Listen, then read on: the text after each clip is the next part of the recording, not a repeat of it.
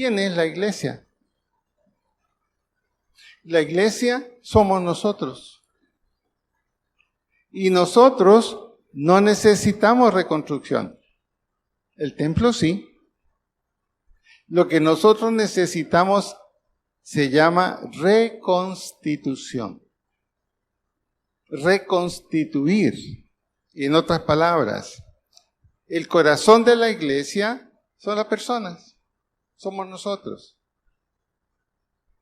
Y necesitamos ser reconstituidos. En otras palabras, reconocer en el tiempo actual qué es lo que Dios quiere que nosotros hagamos. ¿Qué significa que seamos iglesia? ¿Qué significa que tengamos una tarea a realizar? Por eso que cuando hablamos de reconstitución, la palabra que tenemos que usar es reforma. La iglesia ha tenido muchas reformas a lo largo del tiempo. La primera fue la de Martín Lutero. ¿Y qué fue lo que hizo Martín Lutero? Visualizar perfectamente aquellas cosas, aquellas creencias que no tenían que ver necesariamente con la plenitud de la iglesia. Y él fue el primero, Martín Lutero. Y esa reforma que él hizo permitió que la iglesia tomara un nuevo rostro, una nueva cara, una nueva manera de entender la función y significó un nuevo proyecto. Por eso que la palabra reforma significa una nueva cara, un nuevo rostro, algo nuevo que se retoma para que cumpla lo que tiene que cumplir. Por eso que el grupo humano que estamos aquí en esta tarde, somos la iglesia. Y es el eje que moviliza la acción de todo lo que nosotros hacemos. Ahora, necesitamos entender que la iglesia necesita una fe cristocéntrica, una fe en Cristo. Esa es la base de la iglesia, la fe en Cristo. Ahora, ¿por qué es importante eso? Porque si amamos a Cristo, indudablemente amaremos también el cuerpo de Cristo, que es la iglesia.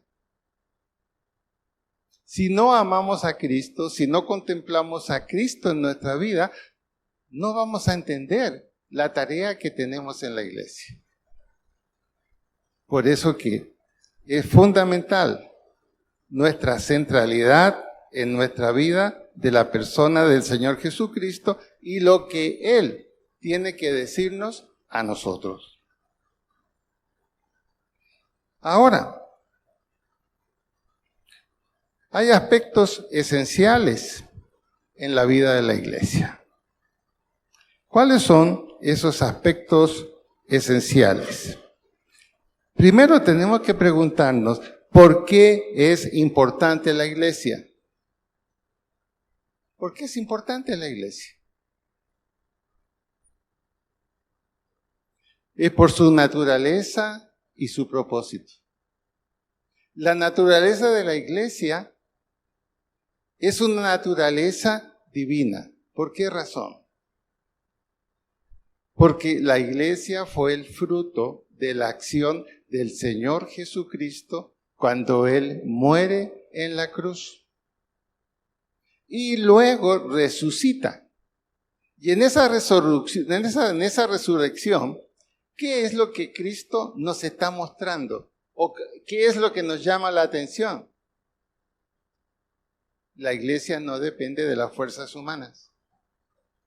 Aunque todos seamos inteligentísimos y sepamos cómo proyectar, cómo manejar las cosas, cómo hablar, cómo dirigir, nunca vamos a ser igual a lo que el Señor Jesucristo hace en lo que es Él.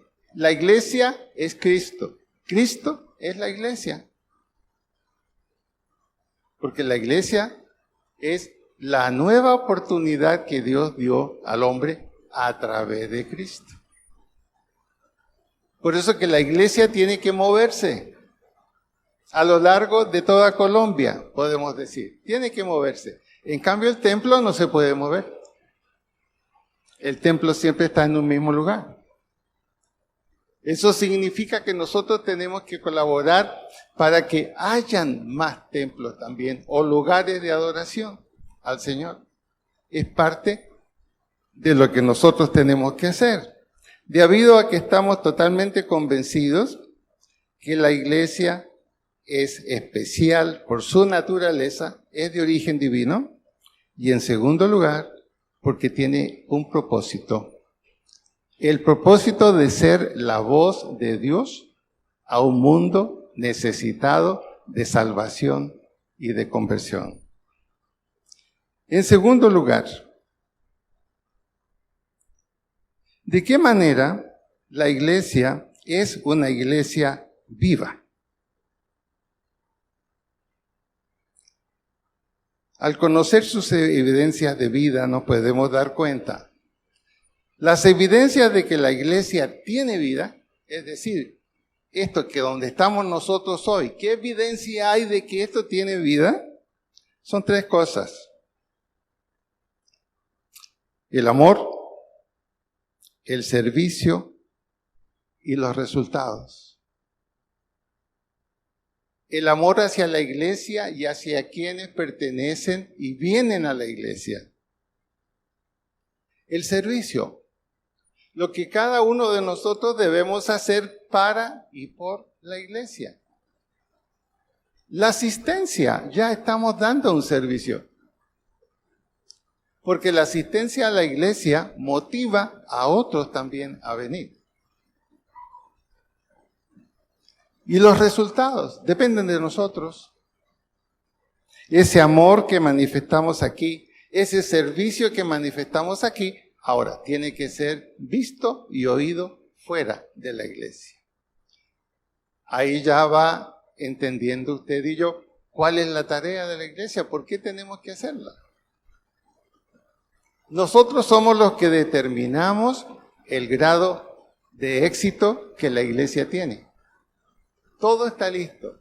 Dios lo ha hecho todo. Ahora nosotros tenemos que tomar nuestra parte. Tercera pregunta. ¿Por qué la iglesia es atractiva? ¿Por qué podríamos decir que la iglesia es atractiva? Los valores de la iglesia son absolutamente singulares. ¿Y ese valor cómo funciona? Nos incita, nos llama a volver a Dios, a estar más cerca de Dios. Y cuando vemos que otros compañeros de la iglesia también están aquí, nos sentimos mayormente motivados. Y eso se expresa cuando cantamos. Estamos cantando no solo con la mente, sino que básicamente con el corazón. Y eso es lo que produce el estar en esto que nosotros conocemos como la iglesia. Es volver a Dios, compartir nuestra vida.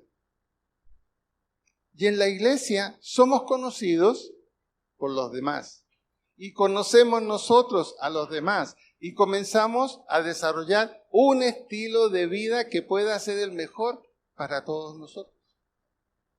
Y una vez que desarrollamos un estilo de vida aquí en la iglesia, entonces es el momento de hacerlo fuera de la iglesia. Y no será una sola persona quien lo hará. Será pequeños grupos de nosotros mismos haciendo un plan para salir y mostrar a un mundo necesitado qué es la iglesia y lo que puede dar. Y allí estará nuestro testimonio. ¿Qué es nuestro testimonio? Lo que hemos contado ahora aquí. Y cada uno de nosotros al escuchar ese testimonio, ¿qué pensamos? ¿Qué decimos? ¿Realmente Dios hace cosas imposibles? ¿Realmente Dios permite que llegamos a tener lo que no esperábamos o que considerábamos perdido? Ese es el punto más importante de la iglesia. Y es algo muy especial, por eso es atractiva. Cuando usted está en la iglesia, cuando yo estoy en la iglesia, no me siento solo. Sé que hay otros que conmigo están pensando en lo mismo y decidiendo un plan para hacer algo que beneficie a la iglesia. Ahora hay una pregunta clave también aquí. ¿Por qué hay problemas en la iglesia? ¿Cuál será la razón? Sencilla respuesta. Porque la iglesia está compuesta por seres humanos. Dios está presente, pero lo humano también está presente a través de nosotros. Y a veces tenemos dificultades que sin querer, queriendo, pasan a otros hermanos de la iglesia. Pero es normal y natural que eso pase, porque en la iglesia estamos los creyentes que todavía estamos vivos y no los que ya nos fuimos al cielo. Somos parte de un mundo dificultoso. Somos parte de un mundo que a veces nos lleva a tomar y a hacer cosas que no corresponden. Y no tenemos que sentirnos tan mal porque nuestra humanidad nos obliga a ir continuamente a Dios para revisar cómo debemos estar, no solo como personas, sino también en las relaciones que tenemos en la iglesia.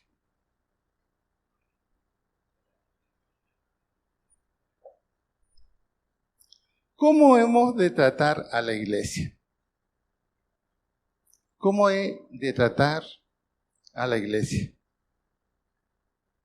¿Qué debo preguntarme para saber cómo tratar la iglesia? Lo primero que tengo que conocer, y es lo que la Biblia dice, la base de esto que estamos hablando es la Biblia, porque esa es nuestra manera de ver lo que Dios quiere de nosotros.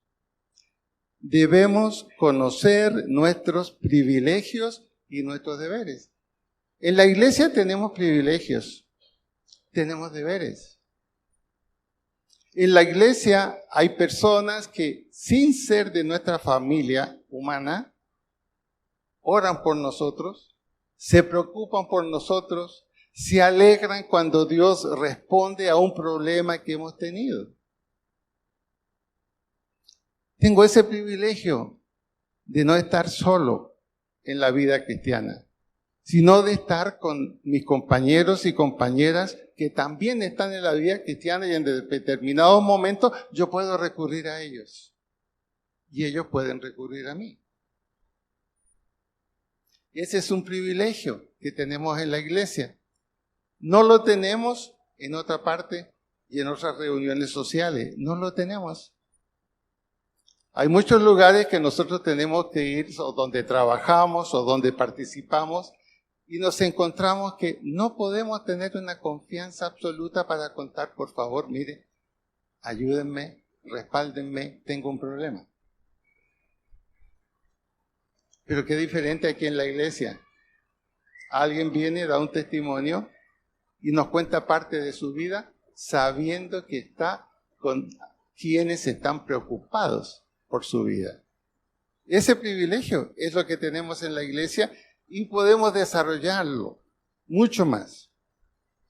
Ahora, tenemos que ver algunas dificultades. Hasta aquí vemos que la iglesia es hermosa, valiosa, tenemos ayuda, podemos trabajar acá, podemos salir afuera, estamos con Dios. Pero sin embargo, hay una tarea que cada uno tenemos y debemos realizar. Tenemos la obligación de conocer el entorno social en el que vive la iglesia. Es decir, ¿qué pasa con la gente que está en torno a nosotros, que viven acá o viven más allá? ¿Qué sucede con ellos? ¿Y por qué razón? Porque cuando nos damos cuenta de lo que el mundo es en estos momentos, y no, vamos auscultando el mundo, nos interesamos conocer qué está pasando en el mundo, que es nuestra obligación, entenderemos mejor los problemas que tenemos que enfrentar, pero también qué tipo de necesidades tiene la iglesia. A lo mejor vamos a entender que hay que profundizar el trabajo en familia dentro de la iglesia y fuera de la iglesia. O a lo mejor el Señor, al darnos cuenta qué está pasando en el mundo cercano de la iglesia, quizás hay otros grupos más dificultosos que Dios quiere que también los miremos, estemos con ellos y llevemos la palabra.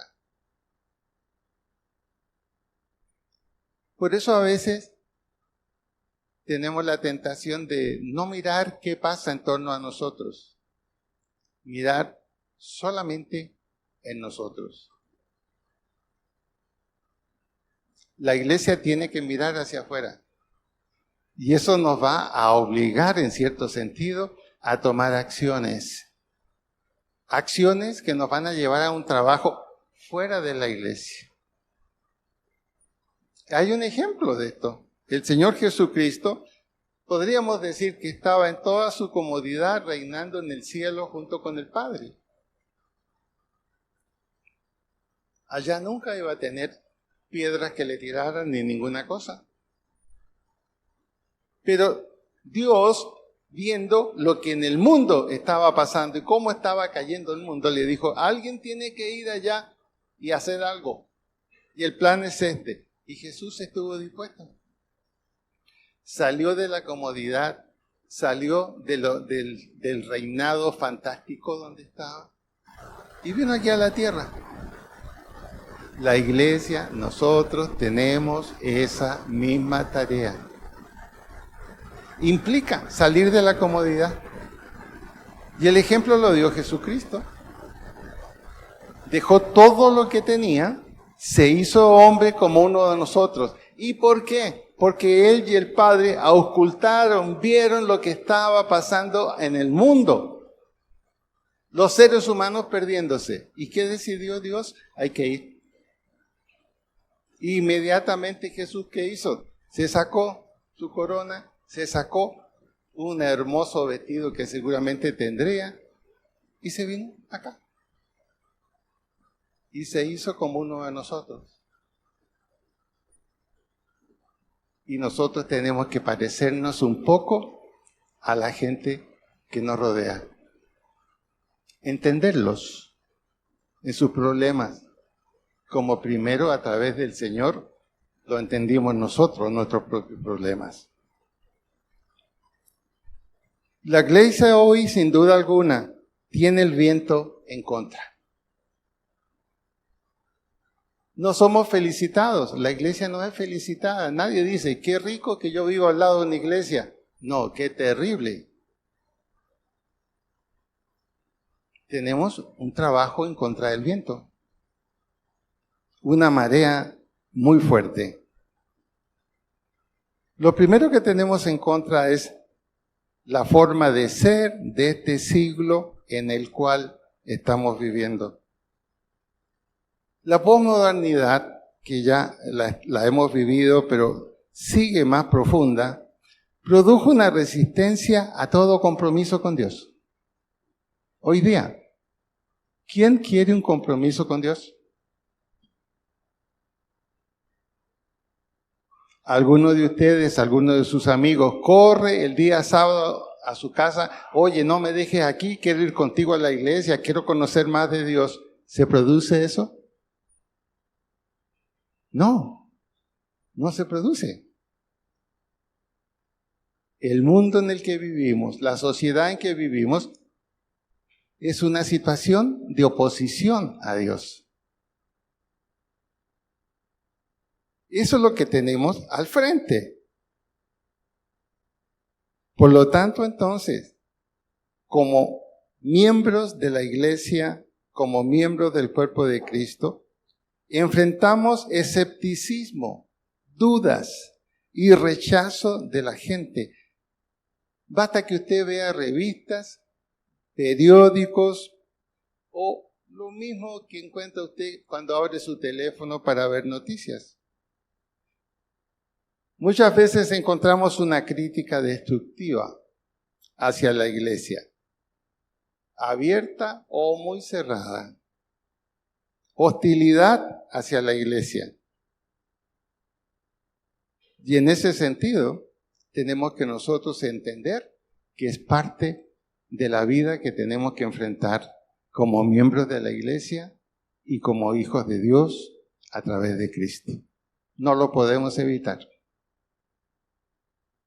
Pero ¿cuál es la tendencia humana? Evitarlo. Evitarlo. Por eso que la iglesia solo puede desarrollarse cuando cada uno de nosotros, sus miembros, estamos absolutamente convencidos de que Dios tiene la última palabra en todo. Convencidos de que en Cristo hemos tenido salvación y vida eterna. Convencidos que la cruz, lo que es la cruz, lo que significa la cruz, no se quedó solo para Jesús. También nos toca a nosotros experimentar a veces el rechazo.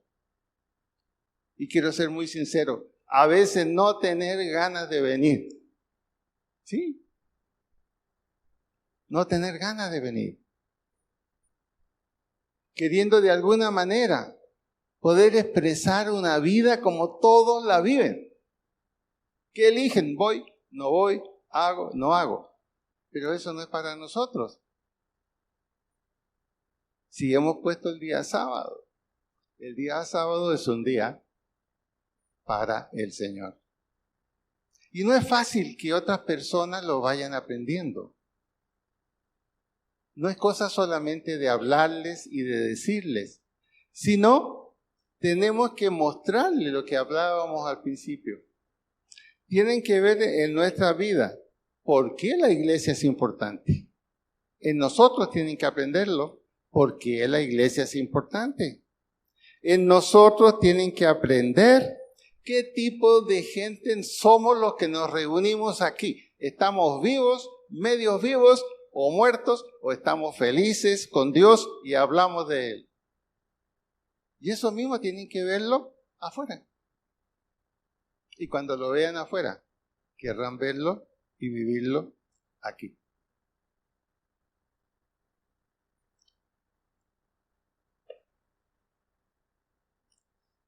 De ahí entonces que cuando hablamos de que la iglesia retorne a la forma que debe tener, a como el Señor Jesucristo la diseñó, implica una acción donde tenemos que nosotros, en cierto sentido, poner nuestra mente, nuestro corazón, nuestra vida. Porque es realizar con la ayuda de Dios lo que Cristo hizo. Cuando leemos en el Nuevo Testamento, eso es muy claro. Él es el modelo. Y a veces tendremos que sufrir la cruz, pero el Señor nos dice, no te preocupes, siempre estará la resurrección. A veces vamos a perder algunas cosas, pero estamos ganando lo más importante.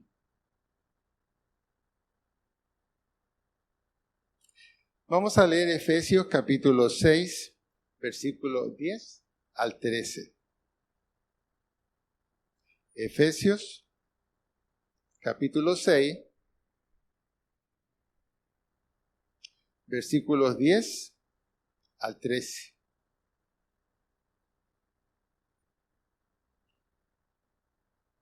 ¿Ya lo encontraron?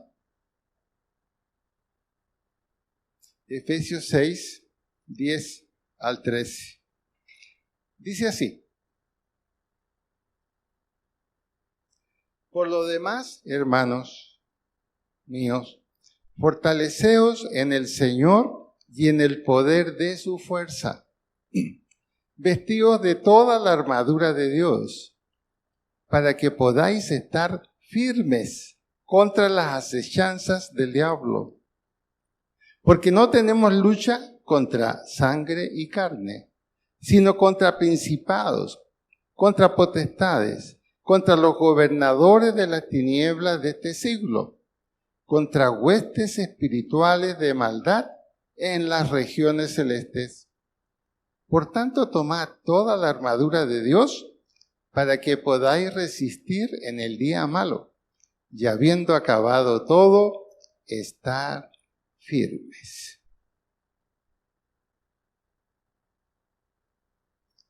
Es bien interesante esto que dice aquí. ¿Y qué es lo que nos quiere mostrar? Somos siervos y a la vez jefes. Las dos cosas. Siervos y jefes.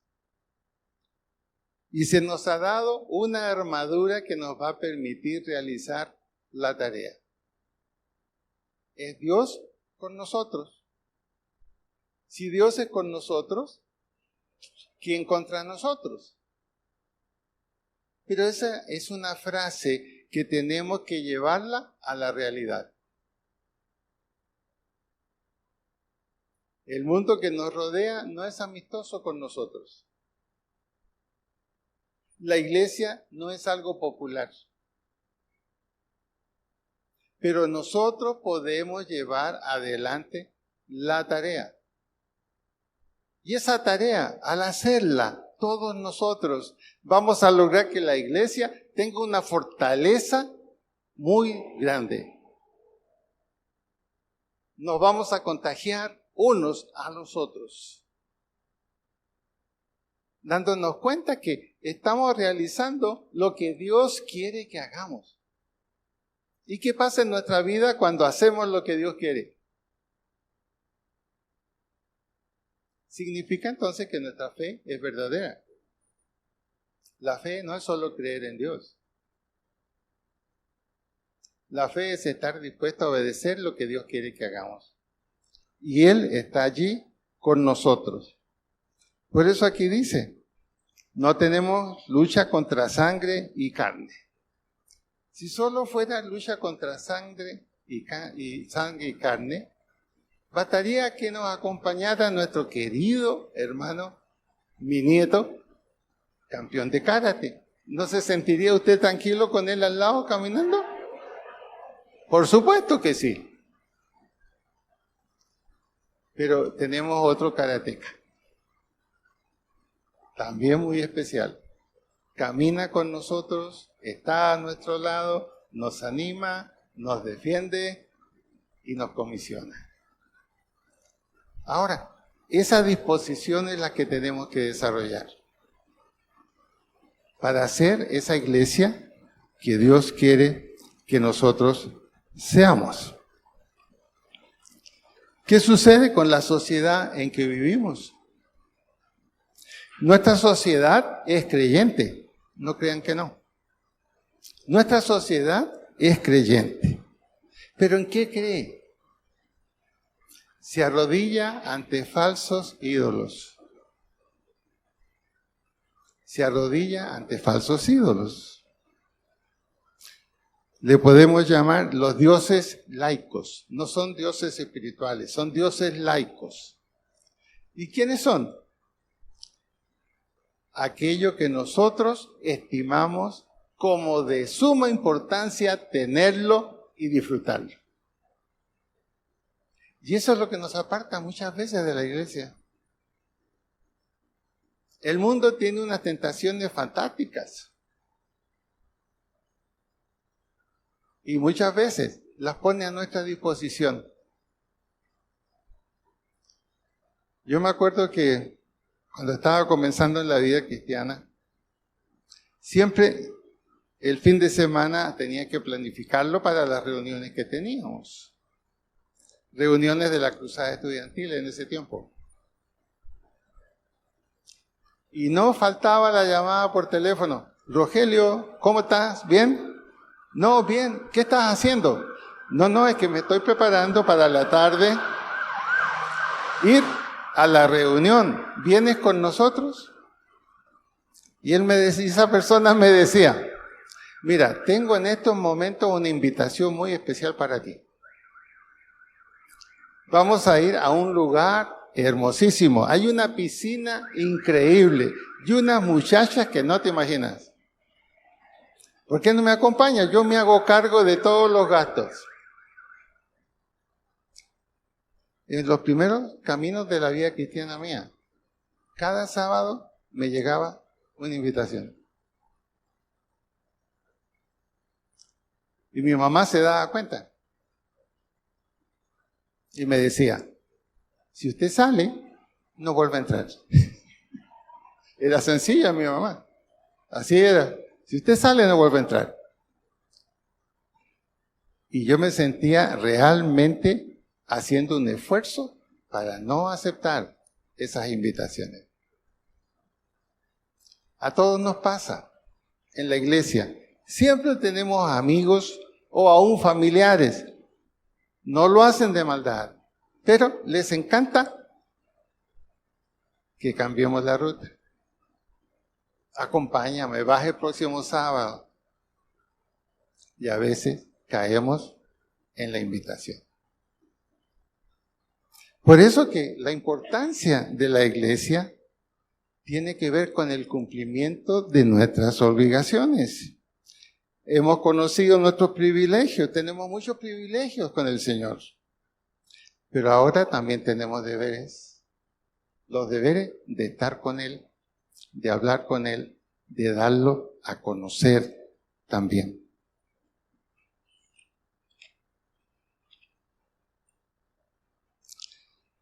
Las instituciones hoy día en nuestro mundo, sean o no sean de tipo religioso, despiertan escepticismo y rechazo en la gente. Es difícil que la gente hoy fácilmente se convenza de algo. Es un proceso muy complicado. Y sucede en toda la sociedad. Y ahí estamos involucrados nosotros, como iglesia. La gente no solamente rechaza la iglesia, rechaza muchas otras cosas. Algunas solamente las acepta. Lamentablemente, esto contagia a nosotros, los miembros de la iglesia. Y cambiamos el blanco de nuestra acción. Es tan sencillo decir, no, pero el próximo sábado voy. Llega el próximo sábado, no, ya he ido bastante. El próximo sábado sí que voy. Es natural que pensemos así. ¿Por qué? Porque tenemos que aceptar una realidad. Así como hay alguien que nos toma y nos empuja hacia la parte espiritual, hay alguien que nos toma y nos empuja a lo contrario. Y esa es la lucha del cristiano. Por eso que dice la Biblia, sean fuertes, vivan y estén en el Señor. Confíen en Él y hagan lo que Él les pide y les manda. ¿Podrá dejar de existir esa lucha constante? Sí. El día en que el Señor nos lleve a su reino, ya no estará esa lucha. Es solo por ahora en que todas las cosas se están decidiendo. Algunos a terminar junto con el mundo. Otros, y esperamos ser nosotros, obviamente, ir a la presencia de Dios. Pero es un proceso. Necesitamos entonces establecer nuestra vida con un liderazgo como el de Jesús. Ese es el modelo. Lo que Jesús hizo es lo que yo tengo que desear hacer. Lo que Jesús dijo es lo que yo tengo que desear decir. Lo que Jesús espera para el mundo es lo que yo también tengo que esperar. ¿Qué espera Dios para el mundo? Espera que algunos vuelvan a Dios y se conviertan en esta última hora que tenemos para eso. Eso es lo que Dios espera. Por eso que Dios podría haber acabado con este mundo hace rato y estar nosotros disfrutando con Él. Pero ¿qué decidió Dios? Vea lo que dice Mateo 24 del 1 al 15. Ahí hay una ruta de lo que Dios está haciendo hoy día. Dios en su amor no quiere que nadie se pierda. Y Él desea que nosotros comprendamos eso. Hay preguntas lógicas que podríamos hacernos, pero el Señor ya es suficiente. ¿Qué más necesitas para saber tú los que están contigo y los que no están? Dios ya lo sabe. Pero ¿por qué Él insiste en esperar? Insiste en dar otra oportunidad, como dice Mateo 24. Porque Dios no quiere que nadie se pierda. Y el mundo no entiende a Dios.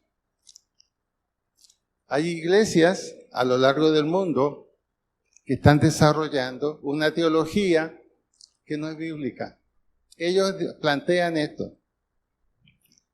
Si Dios es bueno, como dice la propia Biblia, si Dios es perfecto en todo, y si Dios siempre ha amado a este mundo que Él creó, la lógica es esta. Nadie se va a perder porque nadie será condenado. Es la nueva teología.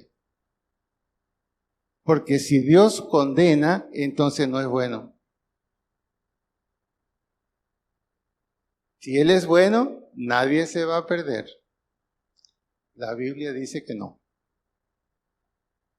Hay muchas teologías nuevas hoy. Dios dice, cree en el Señor Jesucristo y serás salvo tú, y está la opción para tu casa. No hay ninguna palabra que diga, tranquilo, yo soy bueno y no voy a dejar que te pierdas. Pero eso sí lo dice. Dios dice eso. Yo no voy a dejar que te pierdas. Pero ¿a quién le dice eso en el corazón para que nosotros hagamos todo lo posible para que otro no se pierda? Eso es lo que Dios espera. Ustedes son los que tienen que buscarlos. Ustedes son los que tienen que llamarlos. Ustedes tienen que preocuparse que lo menos posible se pierda. Y a veces nosotros, ¿cómo estamos? Señor, ¿y cuánto nos lleva? Ya está bueno, ya. Yo lo he dicho muchas veces, Señor, ya es suficiente. Y Dios le da una respuesta muy tremenda. Se queda en silencio y nos remite a la Biblia. Haz lo que tienes que hacer. Yo estoy contigo todos los días hasta el fin del mundo. Entonces, ¿vamos entendiendo lo que es la iglesia? No es solamente un grupo de nosotros que nos reunimos y cantamos, sino que tenemos una función, tenemos una obligación y nos preparamos para hacerlo fuera de la iglesia. ¿Queremos ser un líder como Jesús? La clave es la obediencia absoluta a Dios y su palabra. Lo contrario es lo que un cristiano problemado diría. Ojalá que encontrara una iglesia donde yo pueda sentirme bien, que me haga sentir bien. Que no se me exija esfuerzos ni compromisos. Que no me limiten mi libertad personal, ni se me diga cómo debo vivir. Esta es la esperanza que el mundo quiere acerca de una iglesia, que le permita eso. Pero lo triste es que a veces los cristianos también, sin querer, queriendo, estamos pidiendo lo mismo. Esperamos lo mismo de Dios. Una iglesia donde me sienta bien. Una iglesia donde no se me exige esfuerzos ni compromisos. Una iglesia que no limite mi libertad personal ni me diga cómo debo vivir.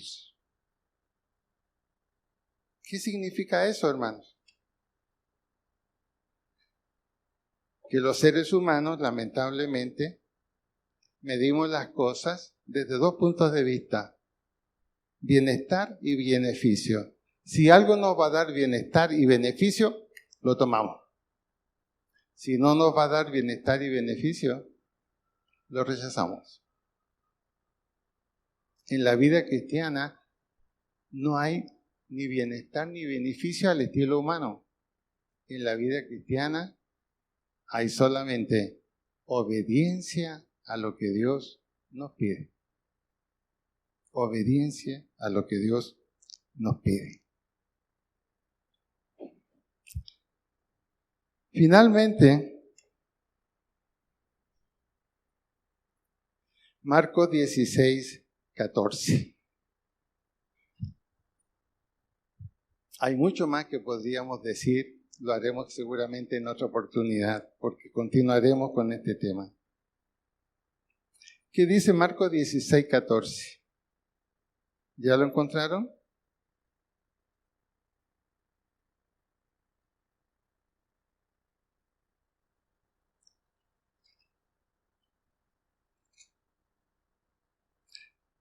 Marcos 16:14 nos habla de la última orden e instrucción del Señor Jesús. Esa fue la última instrucción. Y fue dirigida a la iglesia. Tiene que ver con la Gran Comisión. Hay un pasaje de la Gran Comisión, pero que está al final de Juan. Esta, de Marcos, tiene un sentido muy especial. Dice lo siguiente, Marcos 16:14. Finalmente, se apareció a los 11 mismos, los discípulos, estando ellos sentados a la mesa, y les reprochó su incredulidad y dureza de corazón, porque no habían creído a los que le habían visto resucitado. Y les dijo, id por todo el mundo y predicad el evangelio a toda criatura. El que creyere y fuere bautizado será salvo, mas el que no creyere será condenado. Y estas señales seguirán a los que creen. En mi nombre echarán fuera demonios, hablarán nuevas lenguas, tomarán en las manos serpientes, y si bebieren cosa mortífera, no les hará daño. Sobre los enfermos pondrán sus manos, y los enfermos sanarán. Y el Señor, después que les habló, fue recibido arriba en el cielo y se sentó a la diestra de Dios. Y ellos, saliendo, predicaron en todas partes, ayudándoles el Señor y confirmando la palabra con las señales que les seguían. Aquí hay un punto bien importante que vale la pena mencionar.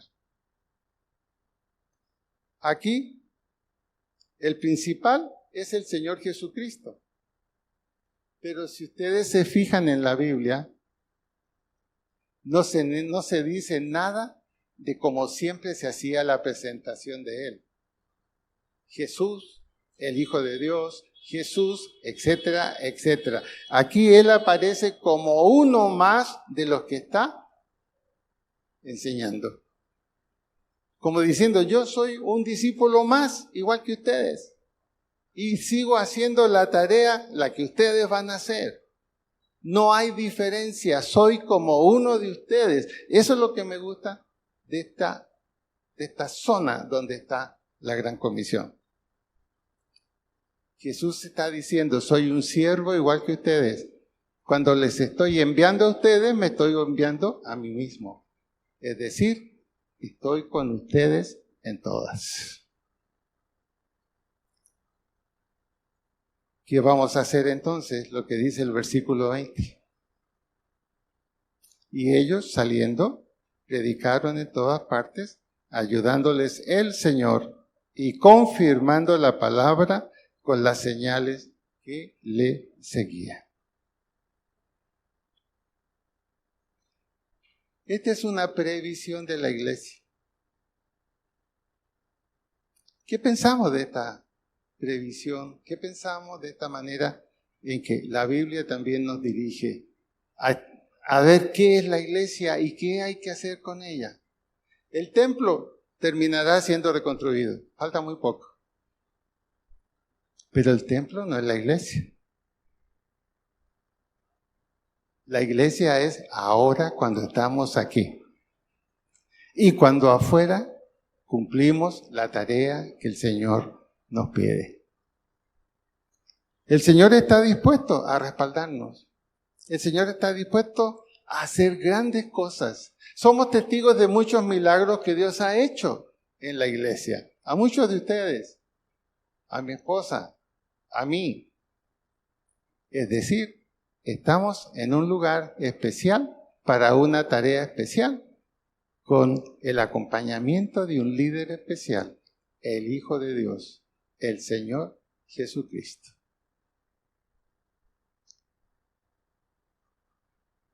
Inclinemos nuestra cabeza, pongámonos de pie.